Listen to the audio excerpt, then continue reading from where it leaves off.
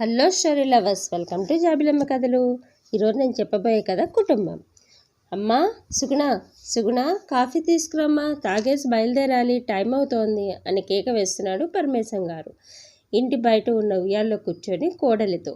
పక్కనే భార్య లేచి, నేను తీసుకొస్తానుండండి, అది లోపల ఏ పనిలో ఉందో అని లేవబోతుంటే, నువ్వు కూర్చోవే, అమ్మాయి ఇచ్చిన కాఫీ తాగితే రోజంతా హుషారుగా పనిచేసుకుంటాను అన్నారు నవ్వుతూ.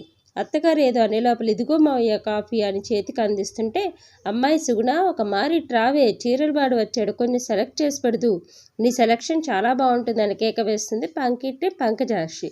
ఈ లోపల ఇంటిలోంచి, అమ్మ నాకు సాక్స్ ఎక్కడ పెట్టావు అని కొడుకు, అమ్మ టిఫిన్ పెట్టవే, టైం అయిందని కూతురు, బాత్రూమ్ నుంచి సుగుణ టవల్ అని భర్త, అక్క లంచ్ బాక్స్ సర్దావని తోడికోడలు, అలా ఒక్కొక్కరు కాదు అందరూ సుగుణని పిలుస్తుంటే, ఒక్క నిమిషం వదిన గారు అని పక్కింటి ఆవిడతో చెప్పి లోపలికి పరిగెత్తింది సుగుణ.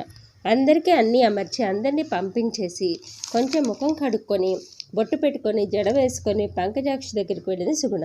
అప్పటికే చీరలవాడు గాజులవాడు ఇద్దరు సుగుణ కోసం ఎదురు చూడసాగారు. ఇది వారికి అలవాటే. సుగుణ వచ్చిందంటే చాలు, చుట్టుపక్కల ఉన్న ఆడవాళ్ళందరూ అక్కడ చేరుతారు. ఆమె సెలక్షన్ అంత బాగుంటుంది.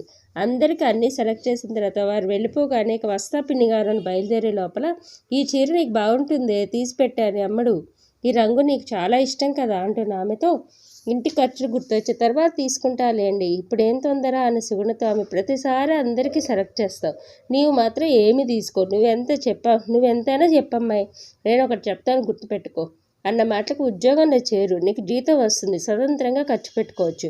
ఆ మాటల్లో ఆపక, నాకు తెలిసిన ఒక స్కూల్లో టీచర్ పోస్ట్ ఖాళీగా ఉంది, వెంటనే వెళ్ళి చేరు అన్న మాటలకి ఆ రోజంతా ఆలోచన నుండిపోయింది సుగుణ. రాత్రి అందరి భోజనాలు చేసిన తర్వాత సుగుణ తన భర్తతో మాట్లాడుతూ, నేను ఉద్యోగంలో చేరుతా, స్కూల్లో టీచరు పోస్ట్ ఖాళీగా ఉంది అన్న మాటలకి, నీకెందుకు సుగుణ ఉద్యోగం అనే లోపల, మీరు అడ్డు చెప్పవద్దు అని మళ్ళీ తనే అంది సుగుణ. ఇక చేసేది లేక సైలెంట్గా నిద్రలోకి జారుకున్నాడు. పక్క రోజు ఉదయాన్నే లేచి తన తోడికోడలతో పాటు ఇంటి పనంతా ముగించి నీట్గా రెడీ అవుతున్న అందరూ సుగుణని చూసి ఆశ్చర్యపోయారు. ఈ లోపల అక్షంతలు తెచ్చి, మావయ్య గారు అత్తయ్య గారు నాకు ఆశీర్వాదం ఇవ్వండి అని చెప్పేసి దండం పెట్టింది. ఆటో ఒకటి మాట్లాడుకొని స్కూల్కి చేరింది. స్కూల్లో ప్రిన్సిపల్ సుగుణ రెజ్యూమ్ చూసి, ఉదయాన్నే 8 కల్లా స్కూల్లో ఉండాలి, ప్రస్తుతం 4, 5, 6 తరగతులకి 2 సెక్షన్స్ ఉంటాయి, ఆ 2 సెక్షన్స్కి సోషల్ సైన్స్ నువ్వే చెప్పాలి, రోజుకొక లీజర్ పీరియడ్, ఏ టీచర్ అయినా ఆబ్సెంట్ అయి నిన్ను క్లాస్కి వెళ్ళమంటే ఆ పీరియడ్ కూడా తీసుకోవాలి, 4:30 నుంచి 6:30 వరకు స్టడీ అవర్స్, ఎప్పటికప్పుడు ఆ పిల్లలకు పరీక్షలు పెట్టి పేపర్స్ కరెక్షన్ చేసి అప్డేట్ ఇస్తూ ఉండాలి, ఆదివారం రోజు పేరెంట్స్కి ఫోన్ చేసి ఫీడ్బ్యాక్ తీసుకోవాలి. ఇంత లిస్ట్ చెప్పిన ప్రిన్సిపల్ని చూడగానే ఒక్కసారిగా సుగుణ కళ్ళు తిరిగినట్టయింది. ఇచ్చే జీతం 6,000, రోజుకి రానుపోను ఆటోకి 200 ఖర్చు పెడితే ఏం మిగిలినట్టు అని చచ్చినట్టు బస్సు కోసం ఎదురు చూసి అంత రష్లో ఉండే బస్సులోకి ఎక్కి చచ్చి చెడు ఇల్లు చేరేసరికి తోడుకోడలు పిల్లలందరినీ కూర్చోబెట్టి హోంవర్క్ చేసి చదివిస్తోంది. అత్తగారు వంటగదులు అందరికీ వంట చేస్తున్నారు. మావయ్య గారు అత్తయ్య గారికి సహాయం చేస్తున్నారు. భర్త తను రేపు వేసుకోవాల్సిన చీరని పిల్లల బట్టలు ఐరన్ చేస్తున్నాడు. ఆడపడుచు తన ఇంట్లో వదిలేసిన పరీక్ష పేపర్ని కరెక్షన్ చేస్తుంది. ఇదంతా చూసి సుగుణకి కన్నీళ్ళు ఆగలేదు. అలసిపోయి వచ్చిన కోడలి కాఫీ అత్తగారు చేతికిచ్చింది. ఎవరి పనులు వారు చేసుకుంటున్నారు. అలా అలసిపోయి వచ్చిన సుగుణ పక్క రోజు నిద్ర లేవనే లేదు. భర్త వచ్చి ఒళ్ళు చూడగానే హై టెంపరేచర్.